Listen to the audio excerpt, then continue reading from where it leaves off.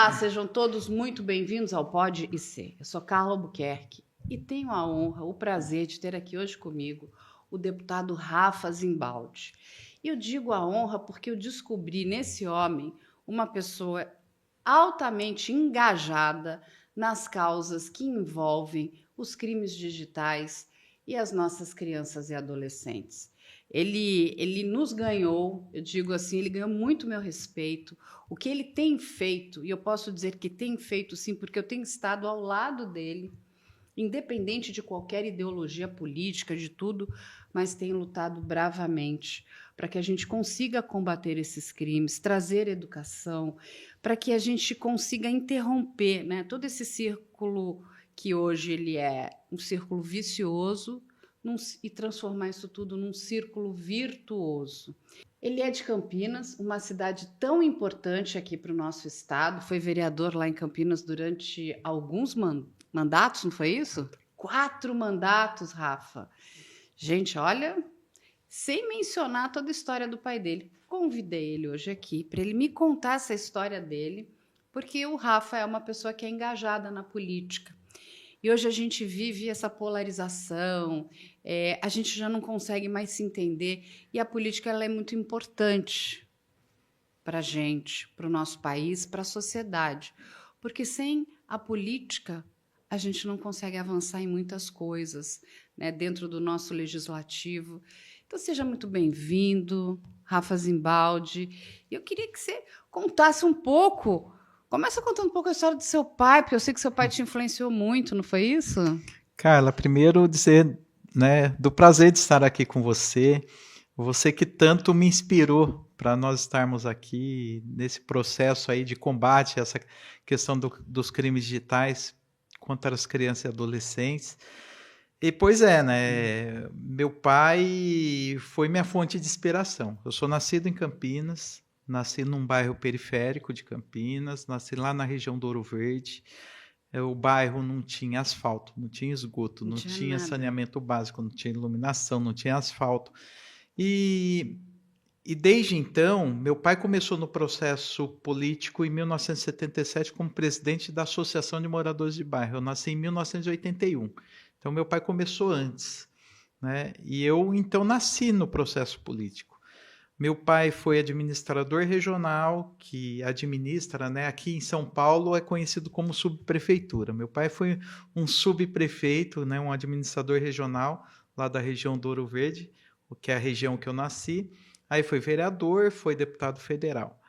E durante todo esse processo, lógico que isso acabou me incentivando, porque nós somos em 3 irmãos. Eu sou filho do meio. Tenho meu irmão Eduardo, engenheiro de telecomunicações, que é o mais velho.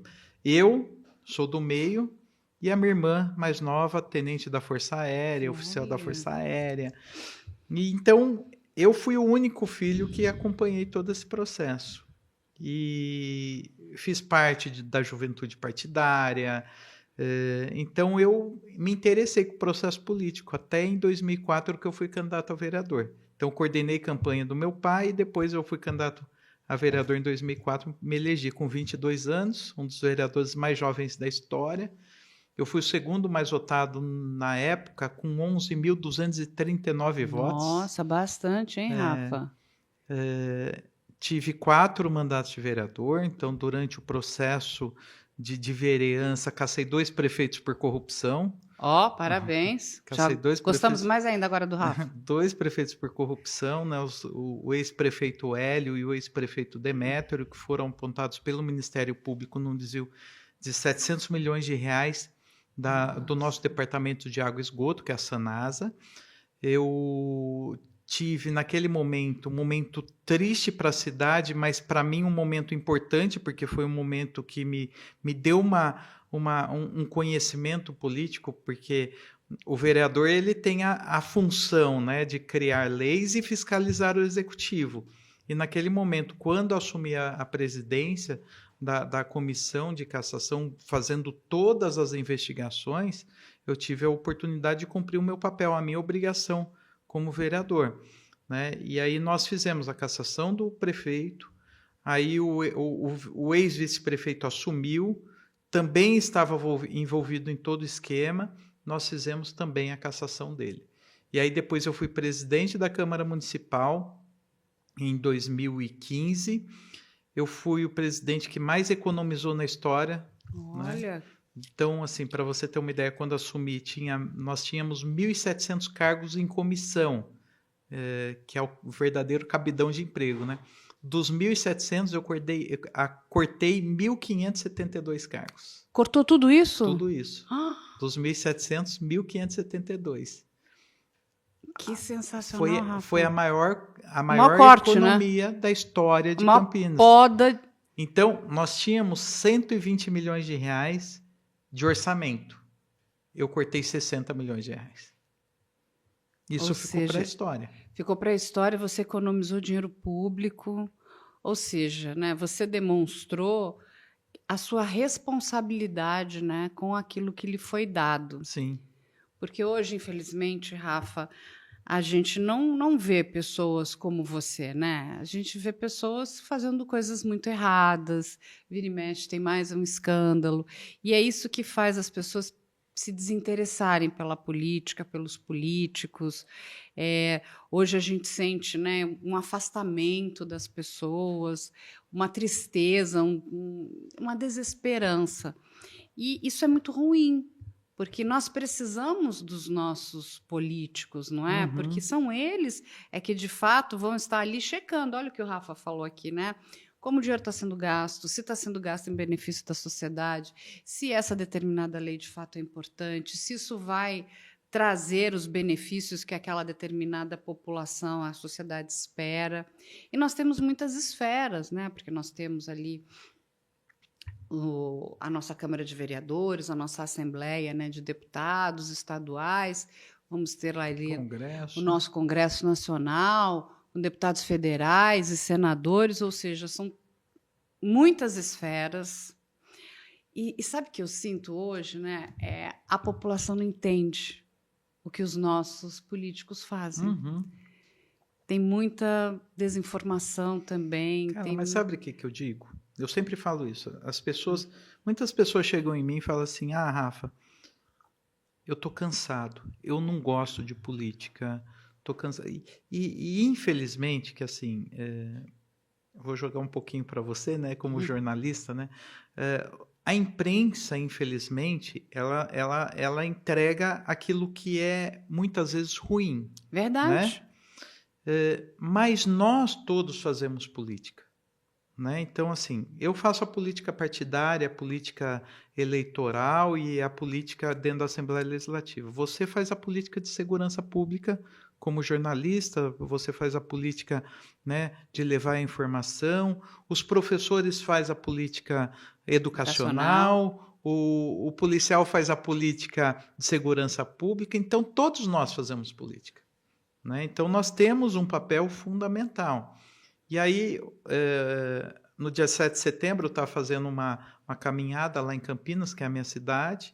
Né? O rapaz falou: Rafa, eu estou cansado de política. Eu acredito em você, mas estou cansado. Mas nós não podemos cansar. É verdade. Né? Porque assim, todos nós temos uma responsabilidade. Nós temos visto aí, em alguns países do mundo, que a democracia já não existe mais. Então, não é falar aqui de esquerda, de direita, né, de ideologia partidária, mas é uma questão de democracia, falar aquilo que eu penso, né, aquilo que eu quero, aquilo que eu preciso. Então, o momento de criticar a saúde, eu preciso criticar, vou criticar. A hora que eu preciso elogiar, eu vou elogiar. Então, isso é democracia, né? Então, eu tenho dito, nós não podemos... Né? E lógico, dentro do processo político, existe os políticos bons e os políticos ruins e os políticos bons. Então, assim, é saber diferenciar. E aí a responsabilidade é de cada cidadão também. Então, hoje nós temos redes sociais. Antigamente nós não tínhamos isso, né? Político a gente via a cada 4 anos. Mas hoje nós temos condição de acompanhar, saber através de rede social aquilo que ele faz, né? Qual é o papel... Né? Você entrar em contato. Cara, se você mandar aqui uma mensagem para mim no Instagram, no Facebook, mesmo vou ler. Eu tenho minha assessoria que acompanha, mas eu mesmo vou ler. O meu celular está à disposição. Então, isso é importante, né? Então, hoje a população tem muito mais acesso que antigamente não tinha. Isso é muito importante, né? Você está perto do povo, da Isso. sociedade, porque, de novo, são pessoas que escolheram, né, essa profissão, né? Porque é uma profissão. E isso a Uhum. gente precisa deixar muito claro. Só que, assim, por um outro lado, eu também entendo o povo quando diz o seguinte: nem todo mundo é como você, Rafa. Sim.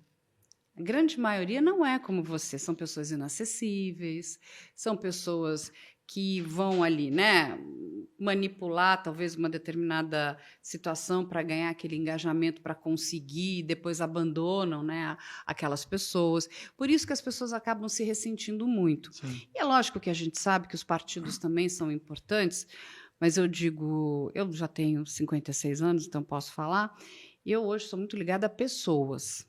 Vou contar aqui uma coisa. Eu, quando conheci o Rafa, e aí depois de ter conversado com ele, eu lembro muito que a Mayara estava comigo, ela falou, mas Carla, você não perguntou nem qual é o partido dele? Eu falei, eu não quero saber.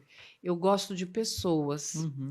E quando eu conheci o Rafa, é aquela coisa de gostar da pessoa do Rafa, do que ele estava disposto a fazer, né? E de uma guerra que ele ia comprar ali na frente, porque eu fui muito clara para ele. Falei, olha, o buraco aqui, a gente vai num esgoto que não é bonito né, de ser visto, de ser transitado. Mas ele falou, não, a gente vai, vamos fazer. Então, eu digo, a gente está falando de pessoas. E, ao mesmo tempo, Rafa, a gente sabe que a gente também precisa dos partidos, né? Sim. Porque nada acontece Sem os partidos. sem essa questão dos partidos. E, de novo, até deixar claro aqui, bons profissionais nós vamos encontrar em todas as áreas. Nós temos bons jornalistas e maus jornalistas.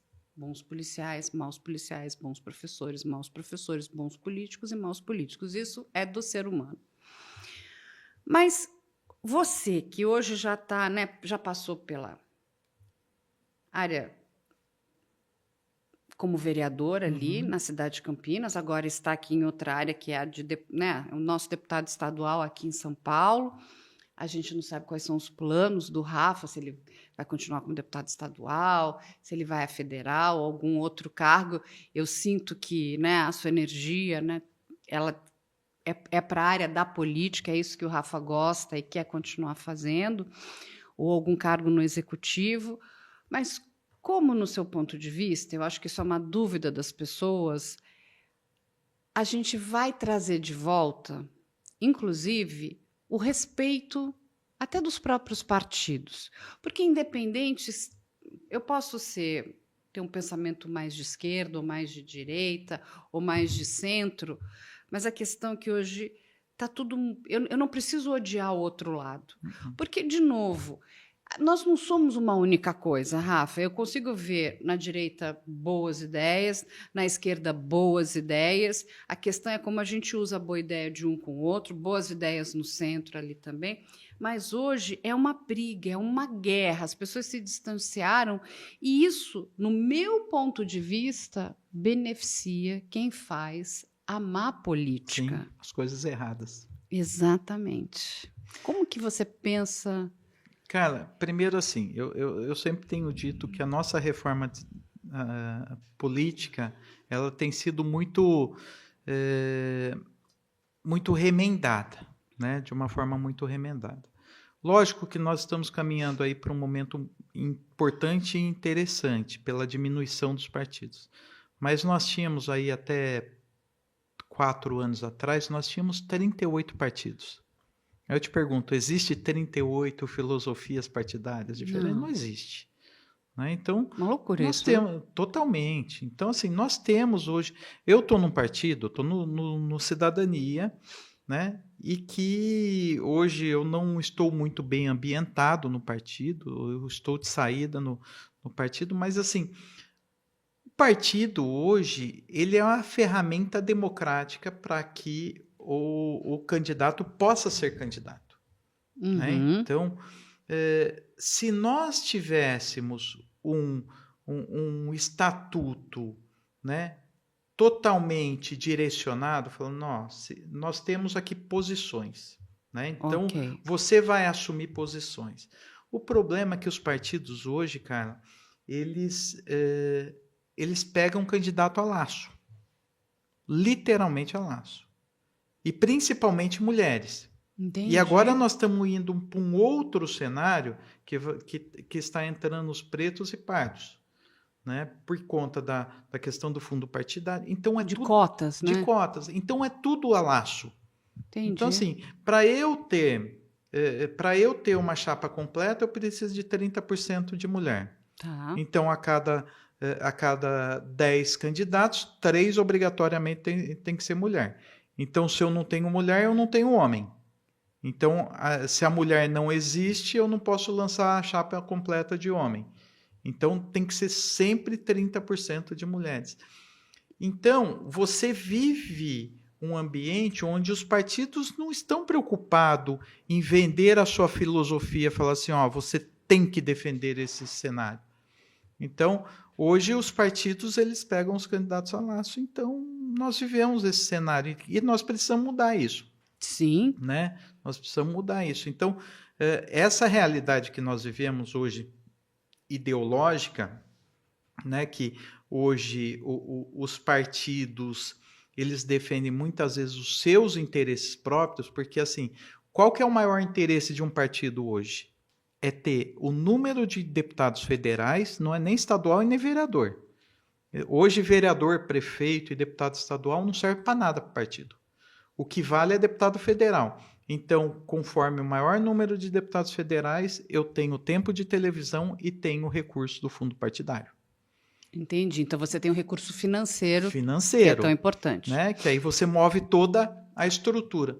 Mas está preocupado com o vereador lá sobre aquilo que ele está falando? E que é tão importante. Sobre o deputado estadual que ele está falando? Não. Não está. Então não tem esse direcionamento. Então o que nós precisamos mudar? Né? Então, assim, eu não sei dizer, você fala assim, Rafa, quantos partidos nós precisaríamos ter? Para mim, pessoa Rafa, eu acho que 3. Né? Um de direita, um de esquerda e um de centro. Né?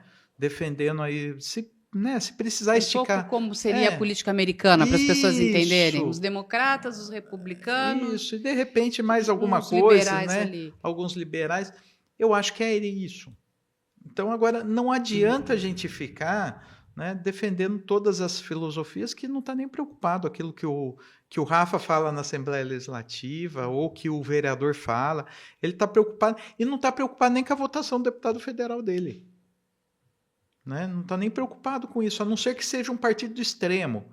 O PT que se preocupa mais, agora o PL que se preocupa mais, mas caso contrário, se for outro partido, ele não está preocupado como vota. O importante é ter o deputado federal para ter o fundo partidário e, logicamente, o tempo de televisão. Mas olha o que você, né, nos conta aqui, né, como é importante. A sociedade não tem essa informação. Nenhuma.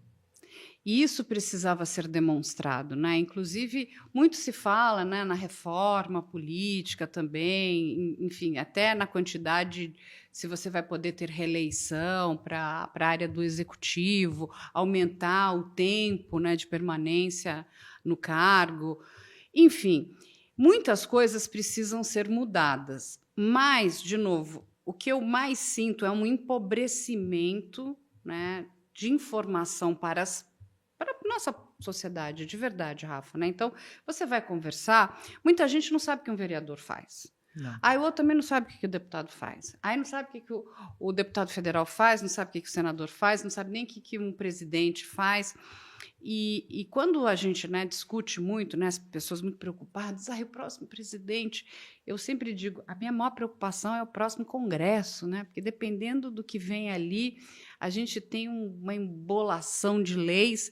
Aí uma pessoa um dia virou e falou assim, não, mas eu estou satisfeita porque o meu vereador vai acabar com o crime na cidade. Eu falei, oi? Ótimo. Mas isso não é atribuição do vereador, não é? Uhum. Ele não vota leis federais, né? Então, assim, é uma tristeza porque você olha que as pessoas não entendem o que os políticos fazem. O que é de competência de um vereador, o que é de competência de um deputado, uma deputada estadual, federal, um senador. E, assim, qual é a competência do executivo? E a gente fica discutindo, isso é muito bom, para quem, de novo, vamos voltar, não faz a boa política. Isso. Porque eu posso dizer que eu já participei, né? Eu estou hoje participando aqui da frente parlamentar, essa aqui do combate, né, aos crimes digitais contra crianças e adolescentes, que foi proposta pelo deputado Rafa. Mas Graças a você. Estamos lá juntos. Estou ajudando tudo que eu posso. Mas eu já tinha participado de outras, em outros momentos, tanto na Alerj, até no Rio de Janeiro, já ajudei bastante aqui na Lesp. Mas nada sai. E aí, pela primeira vez, de verdade, com algumas exceções, eu estou vendo ali alguém de fato está trabalhando, porque eu conheci o Rafa tem pouco tempo, né? Vamos ser bastante honestas aqui. E, de repente, eu estou vendo uma pessoa fazendo milhares de coisas, não projetos de lei. Como é que a gente melhora isso? Como é que a gente melhora aquilo? E vai na cidade A, B e C. Então, as pessoas assim, não, a Assembleia não está funcionando, né? Que agora julho teria ali um recesso. Gente, eu acompanhei o Rafa por conta da frente parlamentar. Aí fomos lá para Araraquara, fomos para Hortolândia não, Olambra. Olambra, nós tivemos em Olambra, nós tivemos em Taubaté agora. Nós... porque eu estive em Hortolândia. Aí, gente, não teve recesso. Teve recesso na votação. Isso, nas sessões legislativas. Exatamente, mas ele continuou ali trabalhando, preocupado com as questões da população. E, de verdade, assim, eu vou te falar, não deveria, né, ficar... Aquilo me impressionou. Eu falei, olha, e eu conheço vários deputados, vários. Com todo respeito, até porque... Na área da segurança, eu conheço vários que deixaram de ser policiais e se tornaram ou deputado estadual, ou federal, ou senador. E, assim, eu nunca vi, né, com todo respeito a eles também, ninguém tão aguerrido assim. Bom, obrigado. Não, é verdade. Ali fazendo as coisas. Isso me chamou a atenção positivamente. Falei, cara, ele está ali trabalhando mesmo. E eu assim, né? Porque é só aquela, né? Pago para ver, né? Vamos ver.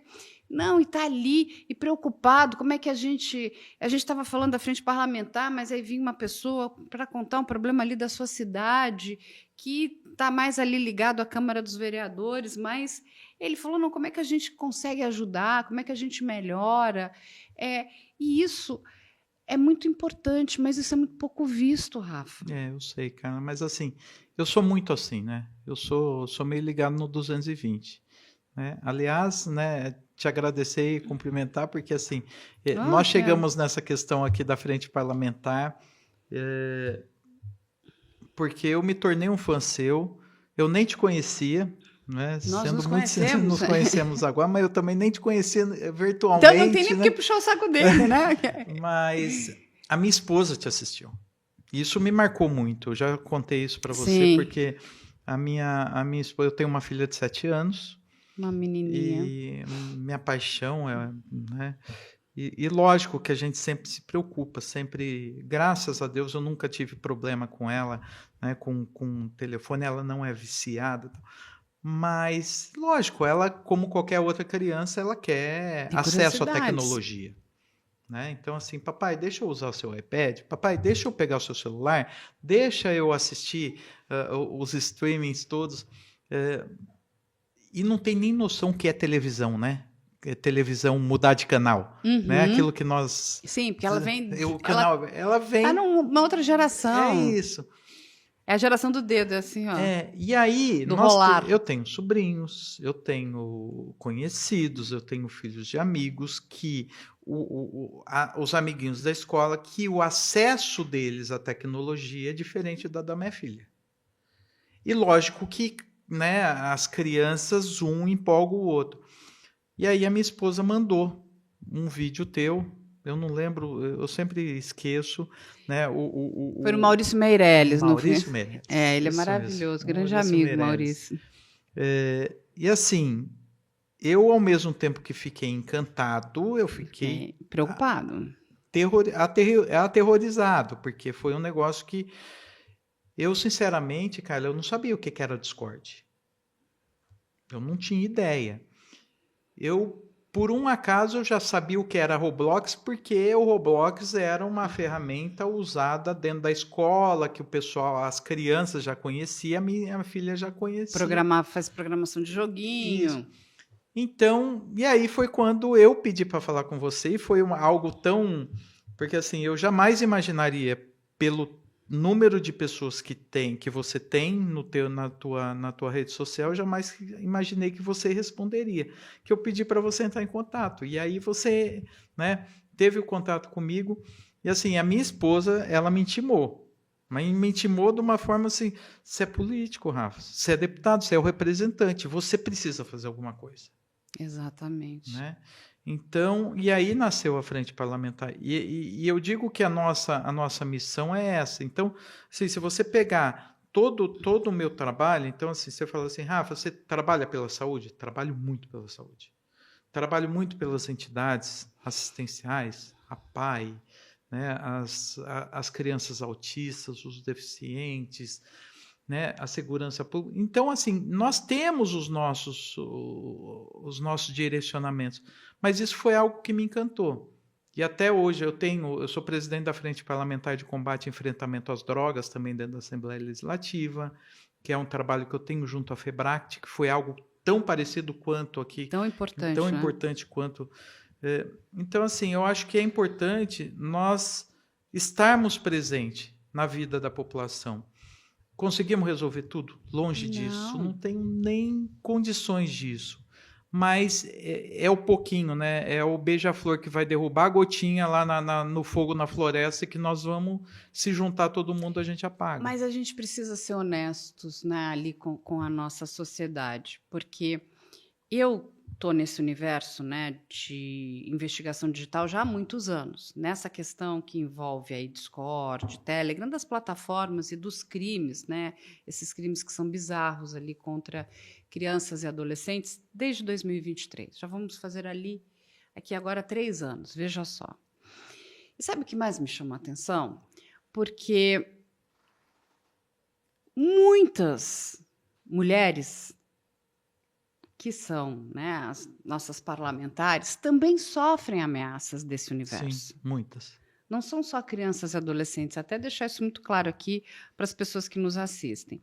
Eu já estive com várias, já entrevistei, já conversei, e eu não vi nenhum movimento, inclusive das próprias pessoas que são de fato ameaçadas. Nada é feito. E aí também deixar claro aqui para a população que quando a gente está falando, né, dos nossos parlamentares, eles têm ali, rapidamente vão ter ajuda da polícia, Sim. seja ela estadual ou federal, vão ter direito a uma segurança. Segurança. Tem algumas até que são, né, deslocadas, saem de determinado imóvel, vão para outro. Carro blindado. Exatamente, coisa que a nossa sociedade não tem. Então, assim, isso me chamou muita atenção e eu sou muito crítica em relação a isso, porque, gente, tantas pessoas poderiam já ter começado alguma coisa, e veja só, o Rafa não sofreu ameaça. Nenhum. A filha dele, graças a Deus, não está nesse universo, né? Mas é uma criança, pode de alguma forma esbarrar com isso, Sim. ou ver uma amiguinha, ou receber uma ameaça, mas graças a Deus ainda não resvalou Sim. em nada ruim. Tem um pai e uma mãe que são muito ativos e você comprou essa briga. Então, assim, a população também precisa saber disso. Porque é muito fácil subir, né, e dizer, olha, eu fui ameaçado. Mas o que de fato você fez pela sociedade? Porque não foi só você que foi ameaçado ou ameaçada, várias outras pessoas também são ameaçadas diariamente. Quando a gente olha essa quantidade de crimes... Que a gente nem tem noção, né, cara? Quem são? E é isso que eu digo, essa frente parlamentar poderia ter começado no Congresso Nacional lá atrás, e nada, é um silêncio. Não, vamos ver, vamos fazer. E aí vem uma pessoa do estado de São Paulo, eu já tinha estado com o pessoal da Alerj também, me chamaram ali várias vezes. Aí vem você. E eu acho que isso é importante que as pessoas saibam, porque principalmente na hora da gente escolher quem serão os nossos representantes, que sejam pessoas que, de fato, estejam trabalhando em prol da sociedade. Porque me chocou. Né? E assim, e como eu acabo recebendo, né, muito material, inclusive pelo trabalho investigativo que nós fazemos aqui, Rafa, eu olho assim e falo assim, mas olha essa lista de pessoas que é ameaçada e não fizeram nada pela sociedade. Entende? Porque não é só o olhar, assim, eu estou sabendo que isso está acontecendo, mas eu também faço parte desse universo que é horroroso. Nem pela minha autoproteção. Então, a minha autoproteção é um carro blindado, eu tenho aqui seguranças particulares, né? Tenho facilidade de mudar de endereço, porque vou aqui pedir rapidamente. E a sociedade? É isso. É isso que as pessoas precisam entender na hora que elas escolhem os seus representantes.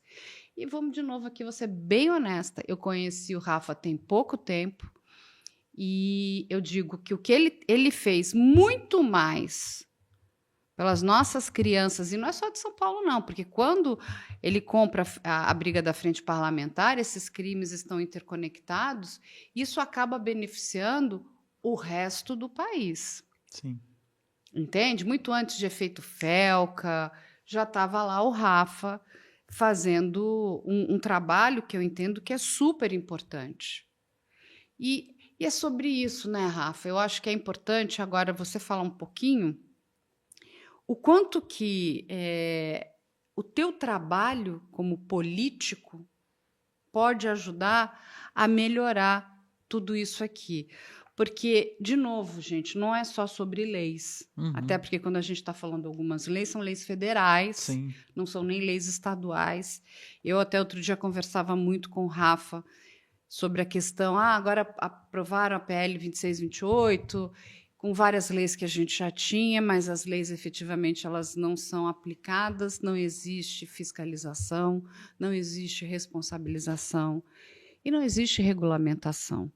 Mas aí eu entendo que isso também é algo que vocês aqui em São Paulo podem ali, olha, tudo bem, se o resto do Brasil não vai fiscalizar, nós vamos. Nós vamos cuidar dessas vítimas que estão aqui. A gente pode fazer alguma coisa, né, cara? É que assim, eu sempre digo o seguinte, todo dia eu acordo incomodado. Incomodado comigo mesmo. O que eu posso fazer para melhorar a vida do próximo? Né? Eu tô com um caso aqui que desde ontem eu tô vivendo e sofrendo isso de uma moradora em situação de rua, né? Uma pessoa viciada, que ela está na rua, uma mulher que está na rua e que o irmão dela já há 6 anos não estava vendo, não encontrava mais a irmã, a mãe perdeu e ela estava nessa situação e ontem o irmão encontrou. E ele me ligou, falou, Rafa, eu preciso da sua ajuda. Consegui a internação dessa menina na Santa Casa e estou tentando aqui uma comunidade terapêutica. Mas assim, às vezes a gente parece que está enxugando gelo. Né? Porque assim, todo dia nós temos e coisas que muitas vezes nós não sabemos, né, do que está acontecendo. Então assim, a gente falar de crime digital... Né? A gente sabe que muitas crianças estão sofrendo isso nesse momento, nesse minuto. E assim, quando a gente fala da violência sexual, da violência, das demais violências familiares. Então assim, a gente sabe que todo dia, toda hora, nós temos pessoas. E aí eu acordo, eu penso assim, poxa, tudo que eu fiz até agora ainda não resolveu o problema. E eu sei que não vai resolver. Né? Então, assim, mas nós precisamos fazer alguma coisa. E eu acredito que a frente parlamentar ela não tem o potencial de resolver os problemas, né? Até porque ela está no estado de São Paulo, mas nós precisamos unir as autoridades. Né? Nós tivemos agora, você teve comigo junto no Ministério Público, cada um tem a sua função. A sua atribuição. Então, assim, a minha, como deputado estadual, é propor leis para o Estado, assim como nós temos aí a questão da cidadania digital nas escolas públicas e privadas. O Ministério Público tem a sua função, a polícia tem a sua função, mas se a gente não se unir, né, se a gente não buscar essa união, que seja no Estado, seja das diferentes forças de segurança pública, né, e o Congresso Nacional, né, a Presidência da República, e eu não estou falando de partidos, nós estamos falando de pessoas, né, porque eu sempre digo que A ideologia partidária nós deixamos para discutir isso no momento eleitoral. Uhum. Né? Então, Agora é para todos. quando né? você tem um filho, né, uma filha, quem está nos assistindo aqui, que está sendo violentada, você não quer saber se o governo é de direita, se o governo é de esquerda. Pouco importa para você. Você quer a vida do seu filho salva. Exatamente. Né? Então, nós precisamos fazer alguma coisa. Então, nós precisamos unir esforços. Então, assim, nós vamos resolver com a frente parlamentar o problema do país? Não, nós não vamos. Mas nós podemos contribuir.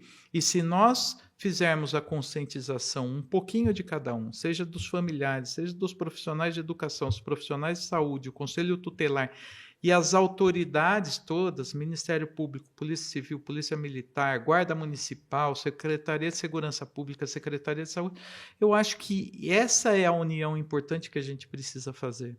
Né? E o Estado precisa proteger.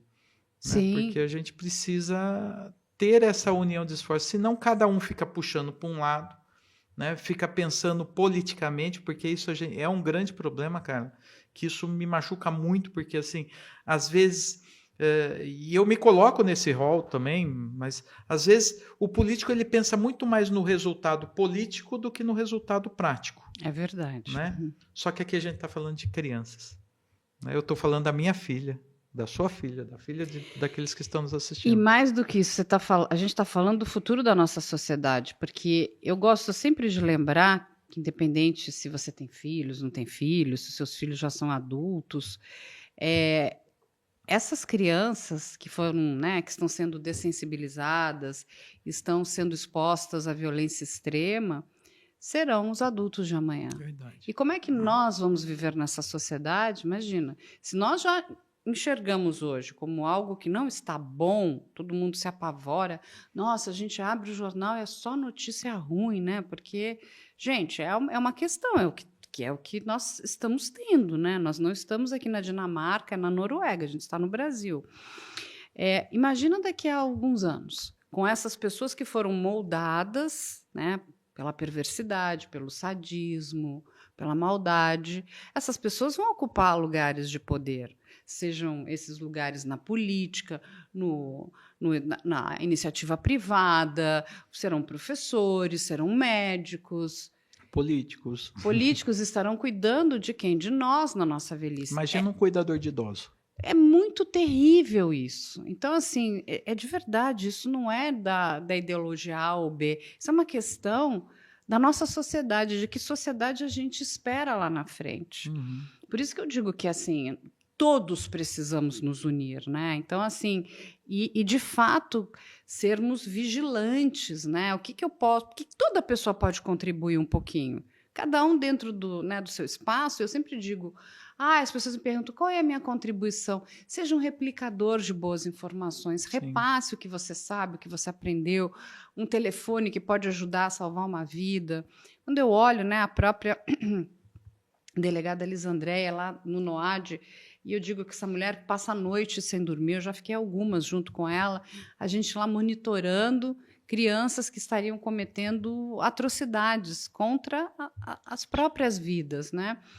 E, de novo, é só uma mulher que está ali e que poderia estar dormindo, né? Porque já era, né, o horário dela, ela já, né, deu, vamos dizer, a carga horária dela, e a gente precisa dormir até para render no dia seguinte. Não, mas está acordada.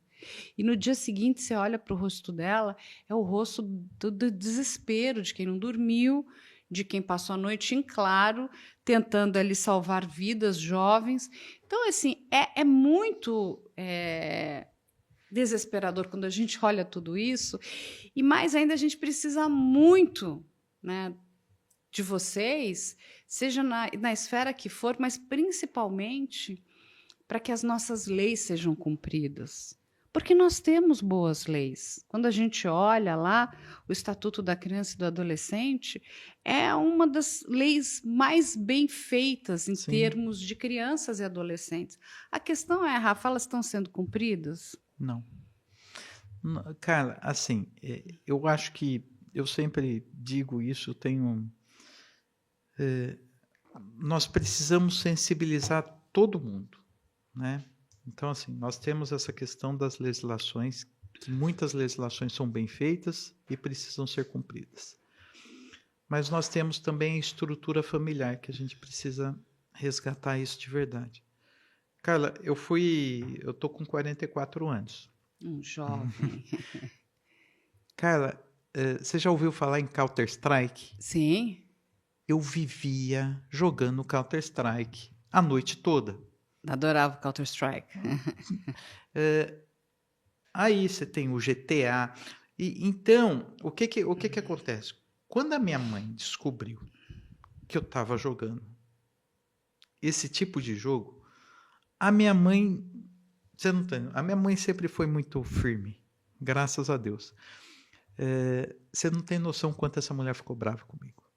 Então, assim, Imagino. eu tenho históricos com a minha mãe, porque assim, eu brinco com ela porque ela fala assim, você me batia todo dia, batia de vara, de espada de São João, mas eu sou muito grato a ela por tudo que ela fez por mim. Né? Porque se não fosse ela, talvez nem estaria aqui. Né? Desde o dia que quando eu era menino, eu estudava no ginásio, ela pegou um cigarro na minha bolsa. Né? Ficou nervosa. Nervosa? Nervoso estou eu aqui falando com você. Mas, Ficou arara. não é? Então, o que a gente precisa? É ter a conscientização, e aí eu não estou aqui incentivando pai e mãe, brigar com o filho, bater no filho, não é isso não, muito pelo contrário. Até porque, graças a Deus, nem eu nem minha esposa nunca relamos um dedo na minha filha. Mas eu acho que nós precisamos dar o direcionamento. Né? Então, a educação começa em casa. E aí o complemento está na sociedade, está dentro das escolas. E aí, lógico que aí tem essa questão da legislação vigente. Então, eu acho que é uma somatória de tudo. É fazer com que nós tenhamos pessoas que tenham também a responsabilidade sobre seu filho. Né? Então, a gente vê, infelizmente, meninas de 12, 13 anos grávidas. Sim. Eu estava falando aqui um pouquinho antes aqui de um senhor de mais de 70 anos namorando com uma menina de 15 anos, com a autorização dos pais da menina. Entendeu? Então, assim, eu estou acompanhando esse caso de perto, mas qual é a sociedade que nós vamos entregar amanhã? Né? Não, isso é muito importante, isso que você fala. Você sabe que quando a gente para pensar nessa questão dos crimes digitais, né? E o impacto que eles têm nas cidades do interior, né? A gente já falou muito Sim. sobre isso, né? Inclusive porque são alvos muito bem pensados ali, quando você olha para aquela cadeia de comando. Quando a gente está num grande centro, um crime sobrepõe a outro, é tanta coisa que vai acontecendo que você tem que ser muito importante para ganhar alguma relevância. Mas quando a gente fala de uma cidade do interior, qualquer coisa que aconteça, porque ela já é mais pacata, ela tem um outro ritmo, aquilo ele fica efervescente, né? Veja o caso lá de Hortolândia, o que aquilo mexeu com a cidade. Sim. É uma marca que vai ficar nessa cidade para sempre por muito tempo. E durante muitos anos. Tem até uma série, não sei se você chegou a ver, ela está na Netflix, uma série muito interessante sobre cyberbullying.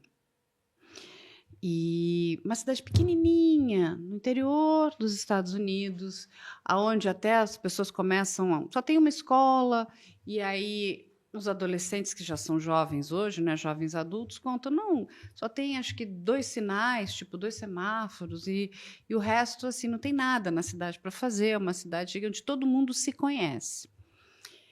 E aquela cidade, né, ele é um filme, é um documentário, vai viver um terror, porque um casalzinho, né, vai começar a namorar, né, já o menino devia ter uns 15 e a menina uns 14 anos, bem novinhos, e eles vão receber uma quantidade absurda de mensagens de bullying, e aquilo vai virar um problema tão grave que o FBI vai entrar na história. Veja o tamanho, a gente está falando de uma cidade pequena, porque aquilo acabou estourando a bolha. Não sei, acho que você não viu essa série. Não. Mas vale ver, eu vou dar um spoiler aqui, talvez as pessoas vão ficar com raiva de mim, mas vão até olhar a série com outros olhos. Quem fazia tudo isso? As mensagens, elas eram tão perversas e assim, e tão bem construídas que só podia ser alguém da intimidade daqueles jovens. Mas assim, quando eu digo perversas, é no nível dessa galerinha aqui do Discord. Sabe quem fazia isso? Não tem ideia. A mãe. A mãe da menina. Ela chegava a mandar 50 mensagens, mas assim, mensagens destruidoras para essa menina. Coisas horríveis. E aí, e assim, isso é um grande alerta, porque a gente vai começar a entender que essa doença, né, na verdade, essa questão de saúde mental estourou a bolha e está indo para outros universos. Sim. Quando a gente conhece pais que vão usar do anonimato digital para, inclusive, prejudicar os próprios filhos, é porque, Rafa, a gente está com um problema muito sério. É verdade. Não é mais só sobre jovens com jovens, nós aí já encontramos adultos, e aí é o núcleo duro familiar, é a mãe fazendo aquilo com a menina. Veja só o tamanho do problema e o tamanho da doença que isso tudo se transformou. E, de novo, que é muito triste, por que eu trouxe esse assunto? Porque nós precisamos da colaboração dessas plataformas. Porque isso tudo... Aí, quando você descobre que a sua mãe fez aquilo com você, a pessoa que deveria te proteger, de novo, é uma violência doméstica digital. Sim. E aí, meu querido amigo deputado Rafa Zimbaldi, está preparado para esse outro momento? Porque quando a gente vê, né, eu que acompanho essas bolhas de transição, isso significa o seguinte: opa, isso estourou o universo dos jovens, isso está indo para outro patamar. Ou seja, se a gente não tiver a colaboração e, de fato, uma questão de educação, e eu sei que uma das questões sua, né, muito importante dentro da frente, é a do letramento, é da gente acabar com um pouco desse anonimato, porque eu não consigo entender. Se eu não cometo crimes, que problema tem saber quem eu sou, né?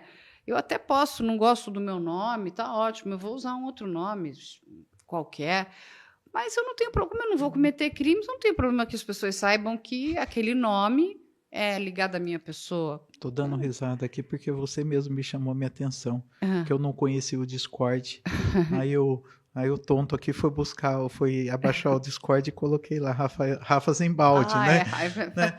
Então, colocou assim, o nome dele mesmo. É inocência nossa, mas é por isso que a gente precisa mudar, né? A gente precisa fazer esse trabalho de conscientização, Carla. Você estava falando aqui de tudo, eu lembrei, veio aqui, eu não vou citar a cidade aqui, porque eu acho que, né? Mas eu fiz questão de puxar aqui, né, o número de habitantes da cidade. 1.800 habitantes. Cidade de São Paulo. 1.800 habitantes, gente, é muito pequenininha. É muito pequenininha. Você falou praticamente um bairro. Você falou do interior, né? E essa violência está realmente no interior. E aí o prefeito falou assim: Rafa, poxa, seja bem-vindo. Aí ele falou assim: vamos dar uma volta? Vamos dar uma volta. Aí eu fui. Aí ele me levou no posto de saúde, me levou em outros espaços, no espaço do Fundo Social, na assistência social. E aí ele me levou numa escola também, na única escola. E que você está falando aqui da escola, me veio isso na cabeça agora. Aí a gente estava começando com esse processo né? Aí eu perguntei, e reuni os primeiros professores, tal, e eu comecei a falar do meu trabalho, eu estava mandando recurso, tal, falando um pouquinho sobre educação, aí por um acaso veio essa questão, né, dos crimes digitais. Aí eu perguntei assim: gente, como é que são as crianças aqui? Eles têm usado o Roblox, têm usado o Discord, e todo mundo, os professores, nenhum sabia responder, né? Aí eu perguntei: vocês sabem o que é isso? Nenhum deles sabia. E aí passou, aí reuniu toda a galerinha na Fundamental 2, toda a galerinha no pátio lá para me conhecer tal, e tira foto, e abraça, e tira foto. Aí eu, né, não tinha, o que você vai falar para um monte de criança, né? Aí você fala um pouquinho, ó, vim aqui, sou deputado estadual. Eu falei, gente, eu gostaria de saber aqui quem de vocês usa o Roblox e o Discord. Levanta a mão. Mais de 60% das crianças. Veja só. E os pais não sabem o que é o Roblox e o Entendem? Discord. Se os professores não sabem, né? Imagina os pais, né? Que muitos deles, né, saem para trabalhar, trabalham o dia inteiro, o dia todo, né? E aí você pega uma cidade pequena, normalmente esse pai, essa mãe, muitos deles trabalham na roça, Uhum. não tem noção do que é tecnologia, usa o celular apenas para ligação, malemar o WhatsApp, né? Então, Carla, assim, nós temos esse, né, temos esse compromisso de fazer com que esse letramento digital, além das crianças, a responsabilidade do uso da tecnologia para o uso do bem, mas também nós precisamos ajudar os pais para que não aconteça exatamente isso. Exatamente. E aí a gente vai chegar num momento pinga-fogo aqui, que são as dúvidas das pessoas. E aí eu vou perguntar para o Rafa o que é viável, o que é inviável. Quando muitos pais, né, vêm me procurar, principalmente pais das escolas públicas, e eu dou palestra em várias escolas, eu tento ajudar o máximo que eu posso, levando lá conhecimento e informação, e eles me perguntam o seguinte: qual a possibilidade que das escolas públicas de fato terem, né, no seu quadro ali, psicólogos, mas psicólogo bom? Porque, em muitos casos, a gente entende que eles poderiam ter, num primeiro olhar ali. E aí não é para apontar dedos, né? Mas, olha, essa criança ou esse adolescente está num momento aqui mais difícil, precisamos entender o que está acontecendo com ele, conversar com a família, ter um monitoramento maior, até para que aquilo não se desenvolva em algo terrível, né? Porque a gente sabe que o grande problema são os autoextermínios, os ataques em escola. E a gente sabe que, quando a gente vai falar ter psicólogos em escolas, a gente está falando de orçamento, não é? Porque você vai, sei lá, aí não dá para ter em uma escola, nós temos que ter em todas as escolas, porque não é justo uma ter e outra não ter, claro, né? Mas, quando a gente olha, né, para a estrutura da nossa educação, a gente tem lá professor de matemática, português, ciências, história, a gente tem tudo isso no nosso quadro ali. E eu te pergunto, Rafa, isso seria uma utopia? Porque, tudo bem, vamos pensar aqui no estado de São Paulo, né? Eu entendo que a necessidade até de uma lei federal, mas vamos pensar numa lei estadual para a gente aqui. Da obrigatoriedade das escolas terem dentro, né, dos seus estabelecimentos ali pessoas da área da psicologia. Porque, até voltando para a escola de Sapopemba, e ali o que faltou talvez tivesse sido esse olhar, porque a gente tinha ali, era uma menina trans que vai voltar para o seu gênero biológico, tudo bem que tem o gênero fluido, mas era o momento de sentar e conversar. Está acontecendo alguma coisa? Talvez ali uma intervenção nós tivéssemos tido a sorte, né, de ter parado um ataque, talvez, né, porque a gente está falando de profissional que tem capacidade de, olha, tem alguma coisa errada ali, vamos ficar mais perto. Isso é viável, é inviável? As pessoas falam muito, a gente não deveria ter uma lei para ter essa obrigatoriedade no estado de São Paulo, porque a gente já tem uma lei que proíbe o celular. Uhum. Não é? Até da deputada Marinê Lô, sou coautor dessa lei. Exatamente, do Rafa também.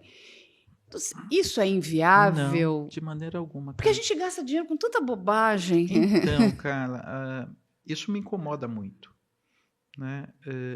Eu sempre estudei em escola pública. E na época que eu estudei em escola pública, não sei se você se lembra, talvez você tenha também tido, eu tinha oftalmo dentro da escola. Sim. Nós tínhamos médico pediatra, nós tínhamos dentista. Eu lembro como se fosse hoje, o dentista, nós éramos obrigados, depois do recreio, fazer bochecho com flúor. Sim, a gente tinha educação, tinha higiene corporal. Isso. Então, desde a necessidade de você usar o desodorante, de você escovar o dente, como escovar o dente, então, cara, passar fio dental. Como é que você fala para mim que pode ser utopia se nós temos 25% do orçamento destinado para a educação. Então, É o maior orçamento, mais do que a saúde, né? Então, assim, não depende de lei isso. Depende da vontade pública, entendi. né? Então, assim, eu tenho dito muito isso.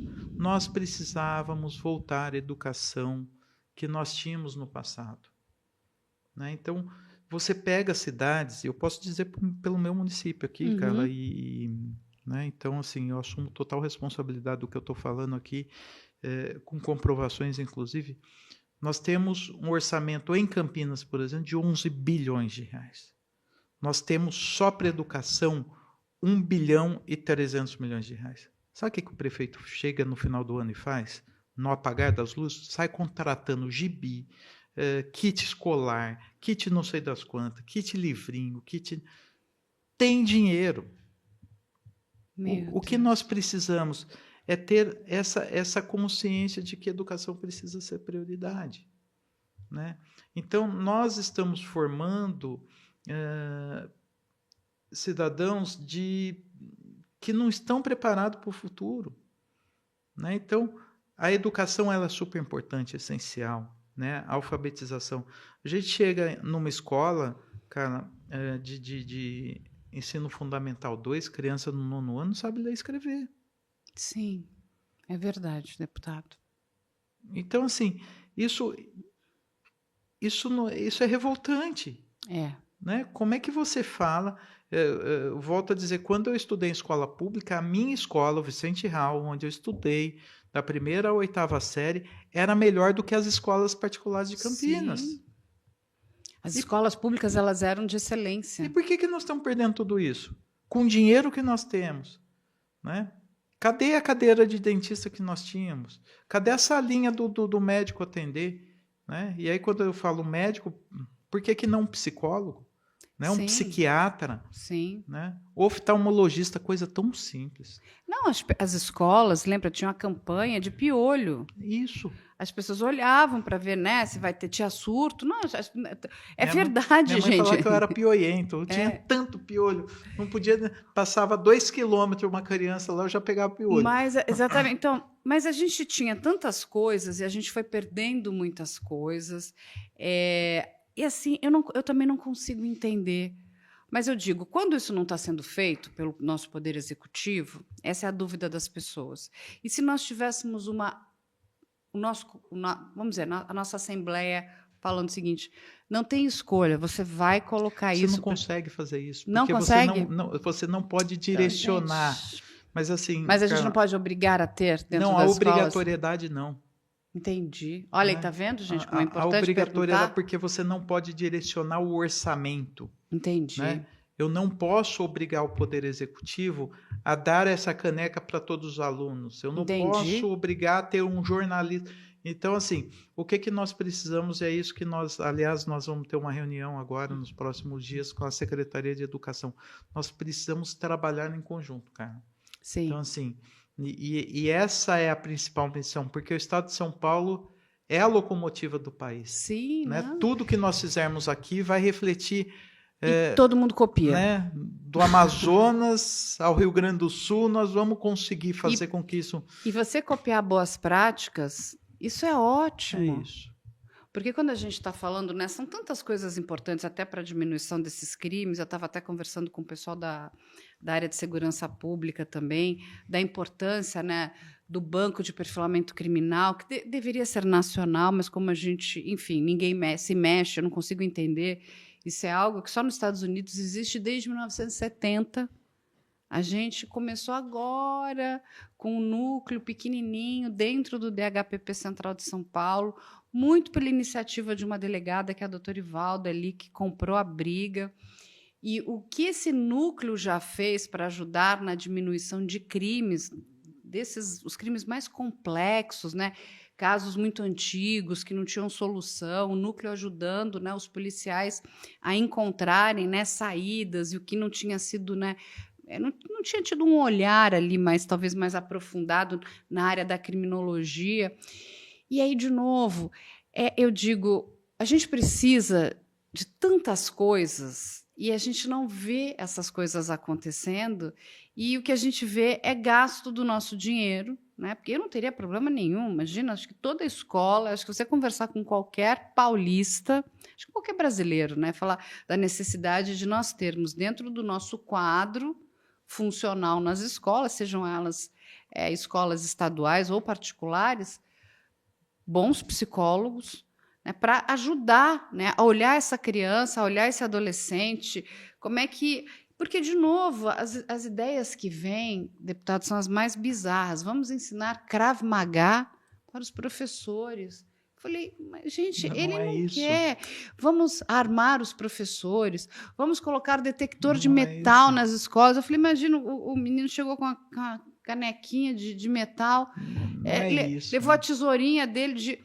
Gente, se já nos aeroportos a vida do ser humano é um inferno, não, mas é que tem pessoas que pensam isso, né, deputado? É fazer o resgate, né, Carla? Assim, eu vou citar um outro exemplo aqui, porque assim, como, né, eu vivencio e eu não tenho problema em dar esses exemplos, numa escola em Campinas, uma escola X, que eu não vou falar qual, mas uma professora, através de uma aluna, gravou um vídeo. Enquanto a professora dava aula, um grupo de alunos no fundo da sala, cheirando cocaína e fumando maconha. Meu Deus. E a professora não podia sequer falar alguma coisa e chamar a atenção. Então, assim, tudo isso corrobora com a tua opinião e é o que nós precisamos fazer, né? Então, é ter profissionais da saúde dentro da educação. Hoje nós não podemos falar de educação sem falar em saúde. É verdade. Sem falar em assistência. Então, se nós não tivermos essas 3 pastas, pelo menos, juntas, unidas, no sentido, não precisa unir esta, mas assim, você precisa obrigatoriamente ter educação, saúde e social. Sim. Lógico que aí depois você puxa a questão do esporte, a questão da cultura, que são, né, isso são complementares. Mas você precisa hoje oferecer, por conta disso aqui, por conta da tecnologia e também das ofertas que as crianças têm, porque é uma oferta maravilhosa, né? O menino ser aviãozinho. Então, quando ele tem o pai que não tem uma profissão, que faz o bico ali e ganha R$100 no dia de trabalho, quando consegue o trabalho, ele vê no tráfico, na bandidagem, na criminalidade, ele vê um exemplo de ganhar dinheiro. Sim. Então, assim, o que nós precisamos é mostrar o lado bom para essas crianças. Falar assim, nós temos condições, né, de fazer uma sociedade que nós podemos construir um país, uma cidade, um estado e um país melhor para todos. Se não fosse o Sistema Único de Saúde do nosso estado de São Paulo, você sabe, cara. Nossa Senhora. Né? O nosso estado não oferecia mais nada.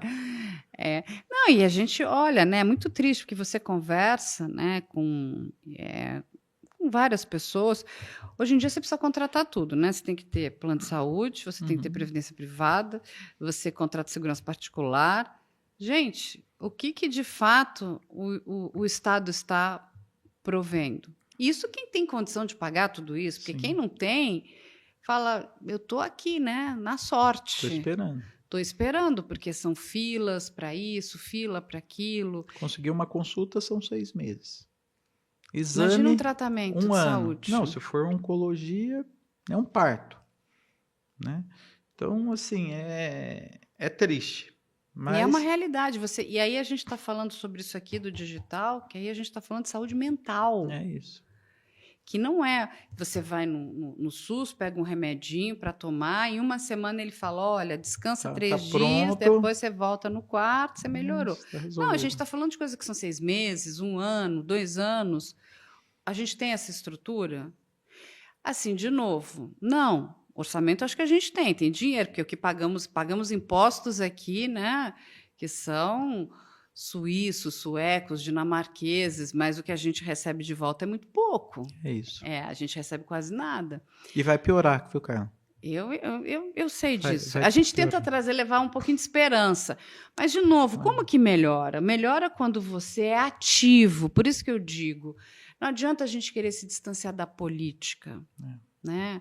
Mas a gente precisa querer ter bons políticos, pessoas que, de fato, estejam preocupadas com as nossas dores, estejam preocupadas com o dinheiro que nós, né, pagamos com os nossos impostos, que nós estamos empenhando ali. Sim. Isso, de fato, volte para a sociedade, principalmente para a sociedade mais carente, que de verdade precisa. Nós temos uma sociedade muito desigual, né, onde uns têm muito, outros não têm absolutamente nada, e eu não tenho problema nenhum com dinheiro, com riqueza dos outros. Eu acho que eu fico muito feliz de ver as pessoas que progridem. Eu só não consigo entender por que uma pessoa precisa ter trilhão, né? Bilhão.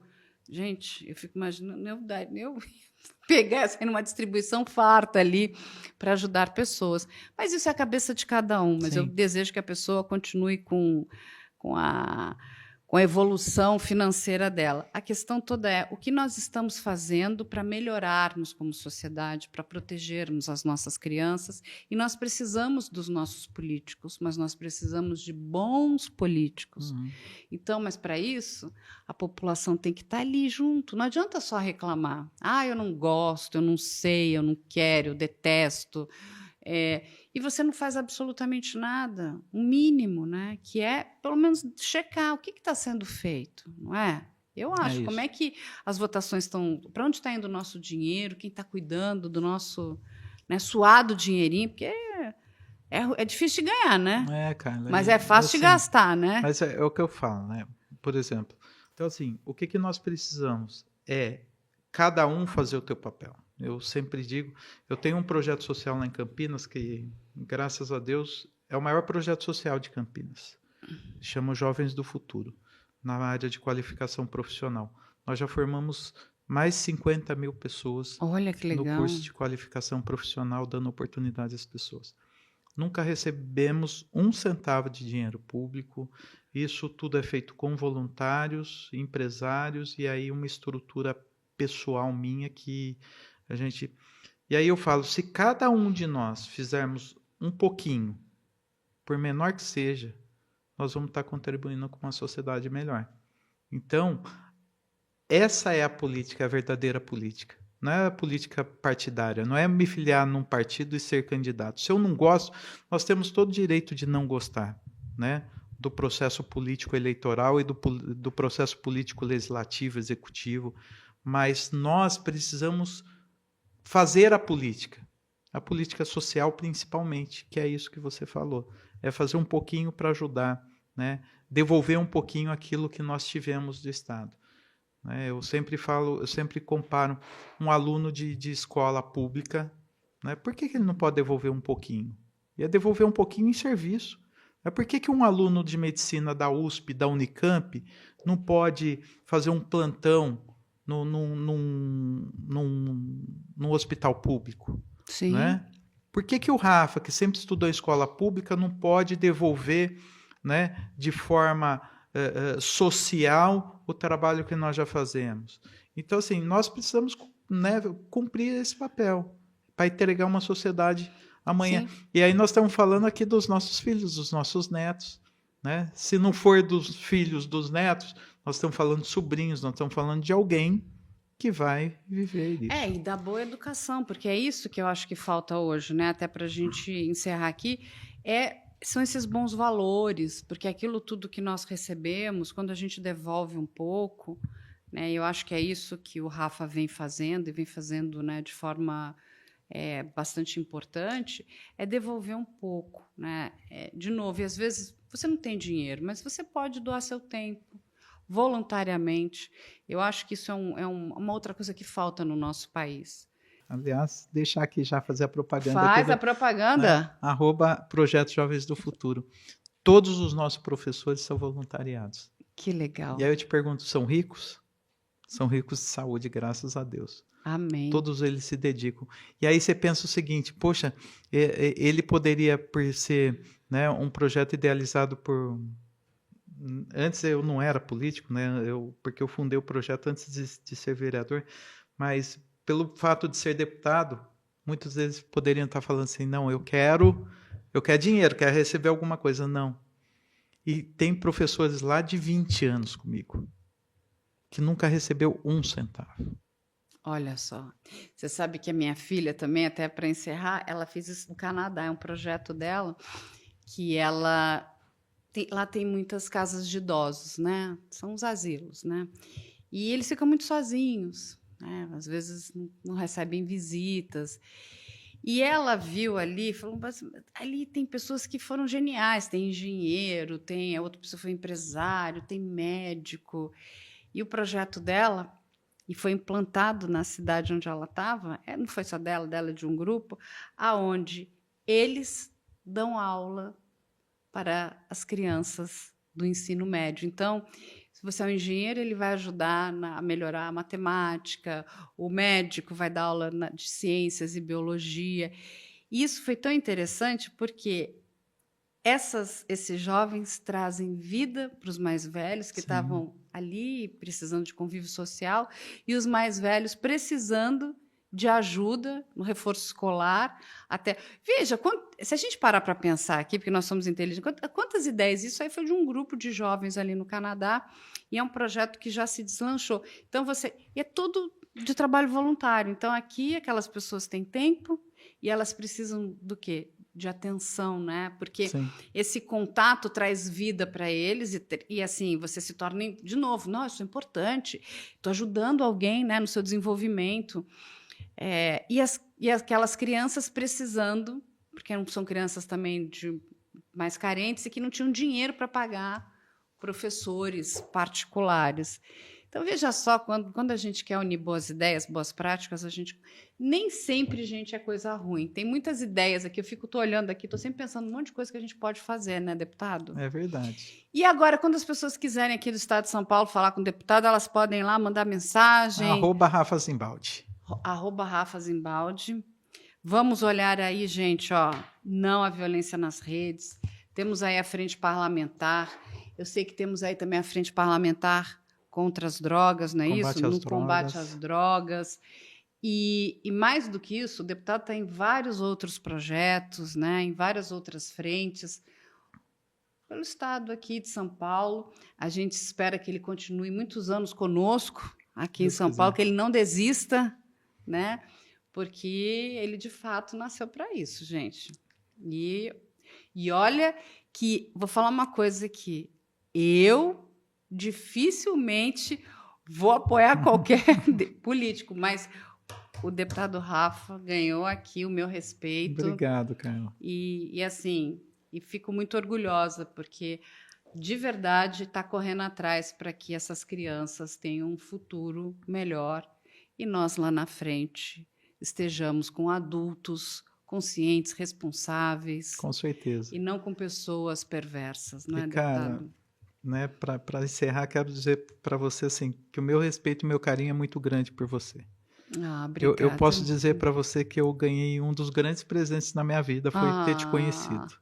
Né? E eu estou falando isso de coração porque a maior paixão da minha vida, já falei para você, é a minha filha. Né? Sou apaixonado, sou louco por ela. Né? Eu e minha esposa, nós tivemos 3 abortos e depois de muito custo veio a Clarinha. Então, assim, eu vivo por ela, morro por ela. E, assim, eu digo que você foi um presente porque você me abriu os olhos. Né? E me abriu os olhos não só como ser humano, porque, graças a Deus, você me deu essa oportunidade, mas mais do que isso, é poder fazer alguma coisa, né?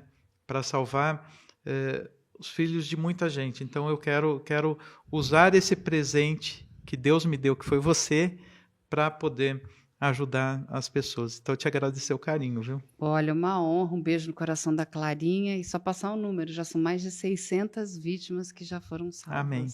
E vamos ter muitas outras, porque a gente não vai deixar o crime prosperar. Eu não deixo, não. Eu não deixo uma vítima para trás de jeito nenhum, deputado. Eu já vou te fazer um convite aqui, pessoal. Pode fazer. Eu estou com um programa na TV Século XXI e quero você participando lá. Vou lá. Então, você hoje me entrevistando, eu vou ter a oportunidade. Você vai me entrevistar, olha só, ele vai ser o meu entrevistador, a gente vai mudar aqui. Ele, na verdade, ele quer o meu trabalho, ele quer ser jornalista. Deputado, muito obrigada de verdade. Continue aí com a sua garra, você é jovem, continue cuidando da população, seja ela, se você continuar como no estado de São Paulo, do estado de São Paulo, se você quiser, né, voos maiores, então aí do nosso país, do Brasil, mas não desista aí desse teu trabalho, porque nós precisamos de pessoas como o Rafa. De verdade, gente. Pessoas que queiram trabalhar para a população, porque senão a gente está lascado. A gente hoje conversou aqui com o deputado Rafa Zimbaldi e a gente espera você no próximo Pode IC.